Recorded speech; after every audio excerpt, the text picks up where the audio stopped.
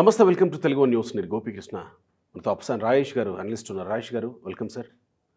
రాజేష్ గారు, వైఎస్ఆర్సీపీ ప్రతిపక్షంలో ఉన్నప్పుడు 25కి 25 ఎంపీలను ఇవ్వండి, కేంద్రం మెడలు వంచి ఆంధ్రప్రదేశ్కి రావాల్సిన హక్కుగా రావాల్సిన అన్నీ తీసుకొచ్చేస్తా అని చెప్పి జగన్మోహన్ రెడ్డి ప్రచారం చేశాడు, భేరీలు నిర్వహించాడు. 22 మంది ఎంపీలని జగన్మోహన్ రెడ్డికి ఇచ్చారు. సరే, ఈ 5 సంవత్సరాల్లో ఏం జరిగిందో చూసాం. కానీ ఒక్క ఎంపీని కూడా ఉన్న చోట ఎందుకు మళ్ళీ కంటెస్ట్ చేయించట్లేదు? ఇప్పుడు మళ్ళీ తిరిగి ఎలక్షన్స్లో అసలు ఎంపీలని ఎందుకు మార్చేస్తున్నట్టు అనుకోవాలి? ఆ ఎంపీలు మారిపోవాలనుకుంటున్నారా? ఈయన మారుస్తున్నాడా? ఏం జరుగుతుంది ఎంపీల విషయంలో? ఇది వ్యూహమా, పలాయనమా? అంటే అందరికందరు ఎంపీలని మారవరు. అవినాష్ రెడ్డిని, మిథున్ రెడ్డిని కంటిన్యూ చేస్తారు. రాజంపేట నిన్న ఎవరన్నా ప్రకటించినట్టున్నారు కదా? లేదు, ఎమ్మెల్యేని. Okay okay. మేడా మల్లికార్జున రెడ్డి స్థానంలో అమర్నాథ్ రెడ్డి. మేడా మల్లికార్జున రెడ్డి గారి స్థానంలో ఆకేపాటి అమర్నాథ్ రెడ్డి గారిని ప్రకటించారు రాజంపేట ఎమ్మెల్యేగా. కానీ ఎంపీల దగ్గరికి వచ్చేటప్పటికి అవినాష్ రెడ్డి గారిని, మిథున్ రెడ్డి గారిని వాళ్ళిద్దరిని కొనసాగిస్తారు. మిగిలిన అన్ని నియోజకవర్గాల్లో మార్పు చేర్పులు ఉంటాయి. కాకపోతే ఏంటంటే, మీరు ఇందాక ప్రస్తావించినట్టుగానే, అంటే మనం కొన్ని సామెతలు చెప్పుకోవడానికి బాగుండదు. కానీ ముతక సామెతల అంటే ఇప్పుడు పనికిమాలినాడు పేటలో ఉన్నా కోటలో ఉన్నా ఒకటే. ఓకే. ఇప్పుడు అసమర్థుడు పదవిలో ఉన్నా పదవిలో లేకున్నా ఒకటే. ఈ నియోజకవర్గంలో పోటీ చేసినా ఆ నియోజకవర్గంలో పోటీ చేసినా ఒకటే. నిన్నటి వరకు ఉన్న వాళ్ళని తీసేసి ఇంకొకరిని తీసుకొచ్చినా అక్కడ ఒరగబెట్టేది ఏమీ లేదు. ఎందుకనంటే, మీరు చెప్పినట్టుగానే 22 మంది పార్లమెంటు సభ్యులు ఉన్నారు. రాష్ట్రానికి సంబంధించి, విభజన చట్టానికి సంబంధించి ఇప్పటికీ అపరిష్కృతంగా కేంద్ర ప్రభుత్వం నుంచి చాలా అంశాలు పెండింగ్ ఉన్నాయి. ఈ 22 మందిలో రఘురామకృష్ణరాజు గారు ప్రతిరోజు ఏదో ఒక అంశం పట్ల ఆయన స్పందిస్తూనే ఉన్నారు. ఆయన నియోజకవర్గంలో 21 మందితో పోల్చుకుంటే ఆయనే జనాల్లో ఉన్నారు, చర్చల్లో ఉన్నారు. అంటే మొత్తం రాష్ట్ర ప్రభుత్వం కన్నా ఆయనే యాక్టివ్గా కనిపిస్తుంటారు. వివిధ అంశాల పట్ల స్పందిస్తూ ఉంటారు, ప్రభుత్వానికి చొరకలేస్తూ ఉంటారు, ప్రజా సమస్యల పట్ల గళం వినిపిస్తూనే ఉన్నారు. మిగిలిన 21 మంది, ఇంక్లూడింగ్ రఘురామకృష్ణరాజు గారు కూడా అనుకుందాం, ఈ 22 మంది పార్లమెంటు సభ్యులు రాష్ట్రానికి సంబంధించి ఏ అంశం పట్ల అయినా సరే మెడలు వంచే సంగతి వదిలిపెట్టు, ఒక 5 నిమిషాలు సభను స్తంభింపజేసిన సందర్భం ఏమైనా ఉందా? పోనీ కేంద్ర ప్రభుత్వాన్ని నిలదీయాల్సిన అంశాలు ఏం లేవా? పోలవరం ప్రాజెక్టు సవరించిన అంచనాలు ఇప్పటికీ ఆమోదం తెలపలేదు కదా కేంద్ర ప్రభుత్వం. ఇప్పటికీ డెఫిసిట్ ఫండ్ అంటే డెఫిసిట్ రెవెన్యూ గ్యాప్, అది ఎన్ని సంవత్సరాల తర్వాత ఇప్పుడు రిలీజ్ చేశారు? అంటే చాలా అంశాలు ఇప్పటికీ అపరిష్కృతంగానే ఉండిపోయినాయి. షెడ్యూల్ 9-10 సంవత్సరాలు ఇప్పటికీ రిజాల్వ్ అవ్వలేదు. తెలంగాణ నుంచి అట్లాగే పెండింగ్ ఉన్నాయి. తెలంగాణ ప్రభుత్వానికి సరఫరా చేసిన 6,500 కోట్ల రూపాయల విద్యుత్ బకాయిలు ఇప్పటికీ రిజాల్వ్ అవ్వలేదు. ఇట్లా చాలా అంశాలు పెండింగే ఉన్నాయి. అయినా సరే ఎందుకని రాష్ట్రానికి సంబంధించిన అధికార పార్టీ ఎంపీలు అంత నిష్క్రియాపరత్వం వాళ్ళు ప్రదర్శిస్తూ ఉన్నారు? అది పార్టీ స్టాండా? 100కి 100 పాళ్ళు. వాళ్ళు అక్కడ గొంతు పెంచితే, కేంద్ర ప్రభుత్వాన్ని నిలదీస్తే, కేంద్ర ప్రభుత్వానికి ఆగ్రహం వస్తే ఏమవుద్ది? అరిటాకెళ్ళి ముళ్ళు మీద పడ్డా, ముళ్ళొచ్చి అరిటాకు మీద పడ్డా బొక్కపడేది అరిటాకే. జగన్మోహన్ రెడ్డి గారి లైఫ్ ఒక అరిటాకు లైఫ్. ఆయన మీద 11 సిబిఐ ఛార్జ్ షీట్లు, 7 ఈడీ ఛార్జ్ షీట్లు ఉన్నా సరే తెలిసి ఆయన్ని ముఖ్యమంత్రి స్థానంలో కూర్చోబెట్టుకున్న ఆంధ్రప్రదేశ్ ప్రజల దౌర్భాగ్యం అది. ఆయనసారి పార్లమెంటరీ పార్టీ సమావేశం జరుగుతుంది కదా, పార్లమెంట్ సమావేశాలు జరగబోయే ముందు ఆ పార్లమెంటరీ పార్టీ సమావేశాలు ఏం చర్చిస్తారు? ఇక వీళ్ళు జగన్మోహన్ రెడ్డి గారి హయాంలో పార్లమెంటరీ పార్టీ సమావేశం జరిగింది ఎప్పుడైనా గమనించారా మీరు? పార్లమెంటు సమావేశాలకు ముందు సన్నద్ధతగా ఏ అంశాలు ప్రస్తావించాలి, ఏ అంశాలు నెగ్గదీయాలి, ఏ అంశాలు పరిశీలి చేయాలి. మీరు 22 మంది ఉన్నారు, మీరు ఒక టీమ్గా మీరు ఆర్థిక శాఖను పరిశీలి చేయండి, మీరు ఒక టీమ్గా మీరు అంటే రోడ్ ఇన్ఫ్రాస్ట్రక్చర్ ప్రాజెక్టులకు సంబంధించిన మంత్రిని పరిశీలి చేయండి, మీరు ఒక టీమ్గా రైల్వే శాఖను పరిశీలి చేయండి అని చెప్పని తెలుగుదేశం ప్రభుత్వ హయాంలో బృందాలుగా బాధ్యతలు అప్పచెప్పారు కదా. ఈ ప్రభుత్వ హయాంలో అసలు ఆ సన్నాహక సమావేశాలు ఎప్పుడైనా జరిగినాయా? సహజంగా రైల్వే బడ్జెట్కు ముందు రైల్వే జీఎం తోటి సమావేశాలు జరుగుతాయి, ఎంపీలతోటి. అసలు ఏదైనా బాధ్యతగా ఒక సమావేశానికి అటెండ్ అయ్యారా? అసలు పార్లమెంట్లోనే ఈ 22 మంది కలిపి హాజరైంది ఒకే ఒకసారి. దేనికి? సెర్బియాలో నిమ్మగడ్డ ప్రసాద్ని అరెస్ట్ చేసిన సందర్భంగా ఆయన విడుదల చేయమని చెప్పని విదేశాంగ శాఖ మంత్రి దగ్గరికి వెళ్ళారు. రాష్ట్రానికి సంబంధించి 22 మందిలో రఘురామకృష్ణరాజు గారు లేరుగా, అప్పటికి బాగా కలిసే ఉన్నట్టున్నారు. ఓకే.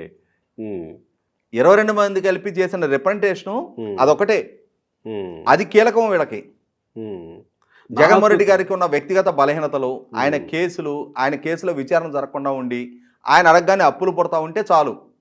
అంతేగాని రాష్ట్రం ఏమైపోయినా పర్వాలా, రాష్ట్ర హక్కులు ఏమైపోయినా పర్వాలా, రాష్ట్ర అభివృద్ధి లేకపోయినా పర్వాలా, ఆయన అప్పో చేసి డీబీటీ ద్వారా నేను ప్రజలకు కొన్ని సంక్షేమ పథకాలు అమలుపరుస్తా, నేను మళ్ళీ తిరిగి అధికారంలోకి వస్తే నా కేసుల విచారణ వేగవంతం కాకుండా ఉంటే చాలు. ఈ వ్యక్తిగత బలహీనతల కోసం ఇవాళ రాష్ట్రాన్ని బలిపెట్టి, ఆ బలిపెట్టిన పర్యవసానం ఇవాళ ఎంపీలు కూడా నిమిత్త మాత్రులకు మారిపోయారు. అందరికందరూ ఇదే విధమైన అవినీతి చరిత్ర ఉందని కూడా అనడానికి వీల్లేదు. చదువుకున్న వాళ్ళు ఉన్నారు, సమాజం పట్ల బాధ్యత కలిగిన వాళ్ళు ఉన్నారు, కానీ ఏమీ చెయ్యలేని నిస్సాయిలు వాళ్ళు, స్వతంత్రించి నిర్ణయం తీసుకోలేని పరిస్థితి. నిన్న కర్నూలు ఎంపీగా ఉన్న డాక్టర్ సంజీవ్ కుమార్ గారి ప్రెస్ మీట్ చూసాం కదా మనం. రాష్ట్రానికి సంబంధించిన ఏ అంశం పట్ల మేము స్పందించలేకపోతున్నాం, స్పందించే స్వతంత్రం లేదు, మాకు నిర్ణయాధికారం లేదు. ఆయన అంటే రాష్ట్రానికి సంబంధించిన ఏదైనా అంశం పట్ల ఇది పలానా అంశం ఉంది అని చెప్పని ముఖ్యమంత్రి గారి దగ్గరికి తీసుకెళ్తే నీకెందుకులే అన్న ఎమ్మెల్యేలు చూసుకుంటారు అది అని చెప్పని ముఖ్యమంత్రి గారే చెప్పారు అని చెప్పని సంజీవ్ కుమార్ గారు చెప్పడం చూసాం కదా మనం. నా ప్రశ్న ఏంటంటే, కనీసం ఇంతమంది ఎంపీలు ఉన్నారు అని ఆ ఎంపీలు ఏ నియోజకవర్గాలకు సంబంధించిన వ్యక్తులు అనే విషయం కూడా బహుశా ఇప్పటి వరకు, అంటే ఎమ్మెల్యేలను ఉంచుతున్నారా తీసేస్తున్నారా అనే చర్చ వచ్చేంత వరకు బహుశా ఆ నియోజకవర్గం వాళ్ళకు కూడా తెలియని పరిస్థితి ఉందేమో అని అనుకుంటున్నాను నేను. చాలా చోట్ల అసలు ఎంపీలు అనేవాళ్ళు ఇవాళ, అంటే ఒకప్పుడు కాంగ్రెస్ ప్రభుత్వ హయాంలో ఉండేది, ఎవరు ఎంపీలకు గెలిచారో అసలు వాళ్ళ పాత్ర ఏంటో, వాళ్ళ ప్రమేయం ఏంటో, ఇది ఆ రోజు ప్రజలకి రాజకీయపరమైన చైతన్యం లేదు. ఎన్టీ రామారావు గారు పార్టీ పెట్టే వరకు ఆ రోజు ప్రజలకు కూడా ఆ విధమైన అవగాహన ఉండేది కాదు. అసలు ఎంపీ అంటే ఆ పదవేంటో కూడా చాలా మంది ప్రజలకు తెలియని అమాయకత్వం. ఎమ్మెల్యేలే తెలిసేవాళ్ళు. అటువంటిది ఎమ్మెల్యేలతో కూడా యాక్సెస్ ఉండేది కాదు. ఆ ఊరు సర్పంచే ఎక్కువ అప్పటి పరిస్థితులు. అటువంటి దగ్గర నుంచి వాళ్ళ ప్రజల్లో ఇంత చైతన్యం పెరిగిన తర్వాత కూడా ప్రతి అంశం కీలకంగా చర్చనీయాంశంగా మారుతున్న సందర్భంలో కూడా, టెక్నాలజీ వాళ్ళ ఫింగర్ టిప్స్ మీద ఉంటున్న సందర్భంలో కూడా, ఎక్కడ ఏం జరుగుతుంది అనేది ప్రతి పౌరుడి దగ్గరికి వాళ్ళ ఆ ఫింగర్ టిప్స్ దగ్గరికి సమాచారం అందుతున్న సందర్భంలో కూడా వాళ్ళ ఆంధ్రప్రదేశ్ ఎంపీలు వాళ్ళ పనితీరేంటి అనేది మనం పాపులర్ అయ్యాం. దేంట్లో పాపులర్ అయ్యాము? నగ్న ప్రదర్శనతో పాపులర్ అయ్యాము. తర్వాత ఒక ఎంపీ ఆవు భూముల కుంభకోణంలో పాపులర్ అయ్యాము. ఒక ఎంపీ అతని కుటుంబాన్ని కిడ్నాప్ చేశారు అని చెప్పని అతనే నేను ఇక్కడ ఉండలేను, నేను హైదరాబాద్కి నా వ్యాపారాలు మార్చుకుంటున్నా అని చెప్పిన ప్రకటన ఇటీతో పాపులర్ అయ్యాము. ఇటువంటి అంశాలతో పాపులర్ అయ్యాం.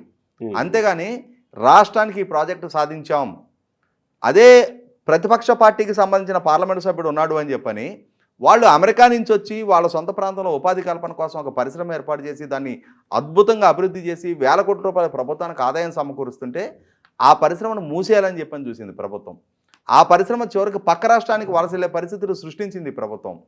ఇటువంటి దుర్భర పరిస్థితుల్లో ఇటువంటి ఒక రకంగా సఫికేషన్ ఫీల్ అవుతున్న నేపథ్యంలో అధికార పార్టీ ఎంపీలైనా ప్రతిపక్ష పార్టీ ఎంపీలైనా ఇంకా కొంతవరకు ముగ్గురే ఉన్నారు ప్రతిపక్షం నుంచి. ఈ ముగ్గురు వాళ్ళు చూపించిన చొరవ, వాళ్ళు రేజ్ చేసిన ఇష్యూస్లో 10వ వంతు కూడా ఈ 22 మంది సమూహం ఇంకా రఘురామకృష్ణరాజు గారు ఎక్సెప్షనల్ కేసు, ఆయన చాలా అంశాలు లేవనెత్తా ఉన్నారు. కానీ మిగిలిన 21 మంది కలిపి కూడా రాష్ట్రానికి సంబంధించిన అంశాలు లేవనెత్తలేదు. ఇటువంటి సందర్భంలో వీళ్ళు పదవుల్లో కొనసాగినా, వీళ్ళని రీప్లేస్ చేసి ఇప్పుడు జగన్మోహన్ రెడ్డి గారు ఇంకొక కొత్త వ్యక్తిని తీసుకొచ్చినా, వీళ్ళని నియోజకవర్గాలు మార్చే లావు కృష్ణదేవరాయలని నిన్నటిదాకా నరసరాపేటలో ఆయన ఏదో పనితీరు కనపరచలేదు, ఇప్పుడు గుంటూరు రాగానే పనితీరు కనపరుస్తారు అని అంటే కనపరచని ఆయన్ని గుంటూరులో ఉంటే ఏంటి, నరసరాపేటలో ఉంటే ఏంటి? ఆయన పనితీరు బాగాలేదు నరసరాపేటలో, గుంటూరు మట్టుకు ఎందుకైనా. ఇక్కడ ఇంకొక ప్రశ్న ఏంటంటే, ఎంపీలకి కనీసం జనాలు గుర్తుపట్టే పరిస్థితి, పేరు గుర్తుపెట్టుకునే పరిస్థితి కూడా లేని పరిస్థితుల్లో, తప్పనిసరి పరిస్థితుల్లో అనివార్యంగా మేము ఎంపీకి పోటీ చేయలేమురా బాబోయ్ అని చెప్పి వాళ్ళు వెళ్ళిపోతున్నారా, లేకపోతే ప్రచారంలో ఉన్నట్టు 140 కోట్లు 180 కోట్లు అని ఈ డబ్బులు పెట్టలేక వెళుతున్నారా? అసలు డబ్బులు ఎందుకు జగన్మోహన్ రెడ్డికి ఎంపీ క్యాండిడేట్గా పోటీ చేయాలంటే? వాళ్ళ దగ్గర బోల్డ్ అంత డబ్బు ఉందని ప్రచారంలో ఉంది కదా. ఇక్కడ ఒక అంశం ఏంటి అంటే, జగన్మోహన్ రెడ్డి గారి నిస్సహాయత, ఆ పార్టీకి అభ్యర్థుల కొరత ఎట్లా ఉంది అని అంటే, కేసీఆర్ నాని గారు ఏమని ప్రకటించారు? తెలుగుదేశం పార్టీ ద్వారా సంక్రమించిన ఎంపీ పదవికి రాజీనామా సమర్పించి దాన్ని ఆమోదింపజేసుకున్న తర్వాత నేను వైసీపీ పార్టీలో జాయిన్ అవుతా అన్నారు.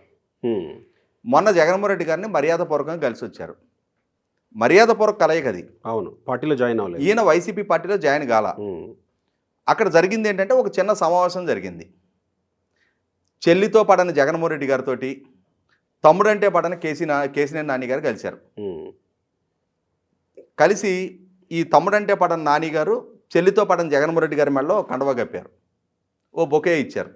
అది జరిగింది సమావేశం. అక్కడ ఆయనేమి ఈయన మెడలో కప్పలారు. ఆయన పార్టీ జెండా ఈయన మెడలో కప్పల, కండవా ఈయన మెడలో కప్పల. అంటే ఈయన ఇంకా పార్టీలో జాయిన్ కాల. ఈయన ముందు ఈయనకి ఈయనే ప్రవచించి చెప్పాడు, నేను నా ఎంపీ పదవిని తెలుగుదేశం పార్టీ ద్వారా సంక్రమించింది కాబట్టి దాన్ని రాజీనామా ఆమోదింప చేసుకున్నాక నేను అధికారికంగా వైసీపీలో చేరతా అన్నాడు. కానీ వైసీపీ పార్టీ మాత్రం, అంటే వాళ్ళకి ఈయన పోతే ఇక మళ్ళీ ఎవడు దొరకడం విజయవాడలో అని చెప్పని నిన్నే అభ్యర్థిగా ప్రకటించేశారు అధికారికంగా. అంటే ఈయన రాజీనామా ఆమోదింప చేసుకోవాలా, ఆ పార్టీలో జాయిన్ కాల, ఇంకా కరెక్ట్ జాయిన్ కాకుండానే అభ్యర్థిగా ప్రకటించేసుకున్నారు. అది వాళ్ళ నిస్సహాయత. ఇదే సందర్భంలో విశాఖపట్నం, విజయనగరం 2 జిల్లాలకు కలిపి బొత్స గారి ఫ్యామిలీ ఒకటే దిక్కు. విజయనగరానికి బొత్స గారి మేనలుడు, విశాఖపట్నానికి బొత్స గారి సతీమణి, 3 ఎమ్మెల్యేలు, మొత్తం ఫ్యామిలీ ప్యాకేజ్ 5 అక్కడ. ఇక్కడ చిత్తూరు జిల్లాకు వస్తే పెద్దిరెడ్డి రామచంద్రారెడ్డి గారు, ద్వారకానాథ్ రెడ్డి గారు, మిథున్ రెడ్డి గారు, ఇదొక ఫ్యామిలీ ప్యాకేజీ. తర్వాత వైఎస్ జగన్మోహన్ రెడ్డి గారు, అవినాష్ రెడ్డి గారు, వాళ్ళ మేనమామ రవీంద్రనాథ్ రెడ్డి గారు, ఇదొక ఫ్యామిలీ ప్యాకేజ్ కడప జిల్లాలో. అంటే ఈ ఫ్యామిలీ ప్యాకేజీలు తప్పించేస్తే ఇక తప్పట్లా. అంటే వాళ్ళ పార్టీ తరఫున నిలబడే అభ్యర్థులే ఉంటే విజయనగరానికి ఒకరిని, విశాఖపట్నానికి ఒకరిని పెట్టుకుంటారు. ఒకే కుటుంబంలో నుంచి ఎందుకు పెట్టుకోవాలి? ఇంకెవరు లేరా? ఆ పార్టీలో నాయకులు లేరా? అక్కడ ఎంపీగా ఉన్నాయన విశాఖపట్నంలో నేను ఉండలేను, నేను వ్యాపారం చేయలేనని చెప్పని ప్రకటించారు గతంలో. అదే ఈ డబ్బుల డిపాజిట్ల విషయం కూడా తెర మీదకి వస్తుంది కదా. ఇక్కడ ఇంకొక అంశం చాలా కీలకంగా చర్చనీయాంశం అవుతుంది 4 రోజుల నుంచి. మాగొండ శ్రీనివాసరెడ్డి గారు ఒంగోలు ఎంపీ ప్రస్తుతం, ఆదాల ప్రభాకర్ రెడ్డి గారు నెల్లూరు ఎంపీ. వాళ్ళని డబ్బుల డిమాండ్తో పాటుగా మీరు చంద్రబాబు నాయుడు గారిని తిట్టాలి, లోకేష్ని తిట్టాలి, పవన్ కళ్యాణ్ని తిట్టాలి అని చెప్పని కండిషన్స్ పెట్టారంట. ఈ తిట్ల భాగవతం ఇవన్నీ మాకు పడదు, మీరు టికెట్ ఇవ్వకపోతే పర్వాలేదు, ఈ తిట్లు వ్యవహారం మేము చేయం, అది ఆ వైపున ఉన్నప్పుడు మిమ్మల్ని తిట్టలేదు, మీ వైపు నుండి వాళ్ళని తిట్టాం, అది మా నైజం కాదు అని చెప్పని వాళ్ళు చెప్పారు అని చెప్పని ఇవాళ వాళ్ళ అభ్యర్థిత్వాలు పెండింగ్లో పెట్టారని చెప్పని వార్తలు వస్తాయి. నిన్న ఆ ఒంగోలుకి ఎవరు దొరకలేదు అని చెప్పని, సరేనండి మీరు డబ్బులు డిపాజిట్ చేయొద్దు, మీరు తిట్టొద్దు ఎవరిని, కానీ మీరు మటుకు ఆ పార్టీలో జాయిన్ కామాకండి అని చెప్పని బతినాడుతున్నారంట. టికెట్ ఇస్తామని చెప్పి వెళ్ళకండి అని చెప్పని. ఎందుకంటే నిన్నటి దాకా బాలినేని శ్రీనివాసరెడ్డి గారిని మాగొండ శ్రీనివాసరెడ్డి గారు కాదు, మీరు లైన్లో ఉండండి అని చెప్పారంట. ఆయన సరే నాకు పలానా అభ్యర్థులు మార్చే పక్షంలో నేను పోటీ చేస్తానని చెప్పని 3 రోజులు వెయిట్ చేస్తే, 3 రోజులు వెయిట్ చేసినా కూడా ఆయనకు అపాయింట్మెంట్ ఇవ్వకపోతే ఆయన అక్కడ ఐపాక్ బృందానికి పలానా వాళ్ళని మార్చే పని అయితే నన్ను కబురు చేయండి, లేకపోతే నన్ను పిలవద్దని చెప్పని హైదరాబాద్ వెళ్ళిపోయి రాత్రి థియేటర్లో కూర్చొని పాప్కార్న్ తింటా సినిమా చూస్తున్న ఫోటోలు వచ్చినాయి వాళ్ళ బయటికి. ఓకే, అంటే రిలాక్స్ అవుతున్నారు ఎవరికాళ్ళు. టికెట్ ఇవ్వకపోతే చాలు, అమ్మయ్య ఈ భారం దిగిపోయింది మనకి, పోటీ చేసి ఈ కోట్లు ఖర్చు పెట్టి రేపటి రోజున ఎటు నెగ్గే పరిస్థితి కనపడతలా, ప్రజల్లో వ్యతిరేకత కనిపిస్తుంది. కాబట్టి ఏంటంటే ఆ పోటీలో దిగామనిపించుకోవటం ఎందుకు, ఓడిపోయామనిపించుకోవటం ఎందుకు, దానికన్నా చక్కగా సినిమాల్లోనూ మాల్స్లో తిరిగి కాస్త లైఫ్ అని ఎంజాయ్ చేద్దామని చెప్పని నిర్ణయానికి వచ్చారు అందరూ. మరి ఇప్పుడు ఆ డబ్బులు డిపాజిట్ల వ్యవహారం ఎందుకు తెర మీదకి వచ్చింది? అసలు ఎందుకు వైసీపీకో లేకపోతే జగన్మోహన్ రెడ్డికో ఎంపీలు డిపాజిట్ చేయాల్సిన అవసరం ఏమొచ్చింది? వాస్తవంగా అయితే అవసరం లేదు, కానీ ఆయన ఆశించింది ఏంటి అంటే డిమాండ్ అండ్ సప్లై. నా దగ్గర టికెట్ దక్కించుకోవడానికి 10 మంది పోటీ పడతా ఉంటారు కాబట్టి వేలంపాట పెడదాం అనుకున్నారు. చివరికి ఆ వేలంపాట కాస్త చివరికి ఏ పాటగా మారిందో అర్థమవుతుంది వాళ్ళ. ఇప్పుడు వీళ్ళే ఎదురెళ్ళి మీరు రండి అని చెప్పని అడుక్కునే పరిస్థితి అయిపోయింది. ఇప్పుడు ఏంటి మరి అంతలా ప్రచారం జరిగిన అంబట్రాయుడిని చూసాం కదా, గుంటూరు పార్లమెంట్ అభ్యర్థి అన్నారు, చివరికి 10 రోజుల్లో అంబట్రాయుడిని నిష్క్రమణగా చూసాం. ముద్రగడ పద్మనాభం గారు ఇదిగో వచ్చేస్తున్నారు అన్నారు, ఇవాళ ఆయన జనసేన పార్టీ వైపు అడుగులేస్తున్నట్టుగా వార్తలు వస్తున్నాయి. ఈ సంకేతాలు తెలుస్తున్నాయి కదా, ప్రజల నాడి అర్థమవుతుంది, ఇంటెలిజెన్స్ రిపోర్ట్లు అందుతున్నాయి, వ్యూహకర్తలు సర్వే రిపోర్ట్లు అందుతున్నాయి, వాళ్ళు పెట్టుకున్న సర్వే సంస్థల ఫలితాలు వస్తున్నాయి. అన్నిటికన్నీ ప్రభుత్వానికి వ్యతిరేకంగా ప్రతికూల ఫలితాలు ఇవ్వబోతున్నాయని అర్థమవుతుంది. ప్రజల్లోంచి అలజడి పెరుగుతుంది. ఉద్యోగ సంఘాలు నిరసన గళాలు వినిపిస్తూ ఉన్నాయి. ప్రశ్నించే తత్వం పెరిగిపోతుంది ప్రజల్లో. పోలీసులు కూడా సహాయ నిరాకరణ చేసే పరిస్థితులు కనిపిస్తూ ఉన్నాయి. నిన్న పొద్దుటూరు ఎమ్మెల్యే రాచమల్లు శివప్రసాద్ రెడ్డి ఒక పోలీస్ స్టేషన్లోకి వెళ్ళి అక్కడ చేసిన దౌర్జన్యం చూసాం. ఏదో ఒక రోజు పోలీసులు కూడా ఎదురు తిరుగుతారు. ఆ పరిస్థితులు సృష్టించుకుంటుంది ప్రభుత్వం. ఇటువంటి నేపథ్యంలో ప్రజాప్రతినిధులు కదా, ప్రజలతో మమేకం ఉండేవాళ్ళు కదా. జగన్మోహన్ రెడ్డి గారు అంటే ప్యాలెస్కి పరిమితం ఉండే ఆయన. వీళ్ళు ప్రజలతో నిత్యం ప్రజలతో మమేకం అయ్యే వాళ్ళకి ప్రజల నాడి అర్థం చేసుకోలేనంత అమాయకులు కాదుగా. సుదీర్ఘకాలంగా రాజకీయాల్లో ఉన్నాళ్ళు, పలు సందర్భాల్లో ఎన్నికలను ఎదుర్కొన్నాళ్ళు, చాలా సందర్భాల్లో చట్టసభలకు ప్రాతినిధ్యం వహించిన వాళ్ళకి ఆ నాడి పసిగడుతున్నారు. కాబట్టే వాళ్ళు కూడా ఎవరికి వాళ్ళు ఎవరైతే టికెట్ మీకు లేదు అని చెప్తే, అంటే మనకి ఒక నానుడి చెప్తారు, కోర్టులో ఓడిపోయినాడు కోర్టులో ఏడుస్తాడు, గెలిచినాడు ఇంటికెళ్ళి ఏడుస్తాడు అని చెప్పని. ఇవాళ టికెట్ దక్కినాడు ఎలక్షన్ అయిపోయినాక ఏడిస్తే, టికెట్ దక్కనాడు అక్కడే సెలబ్రేషన్ బిగిన్ చేసుకుంటున్నారు. Okay, right sir, thank you.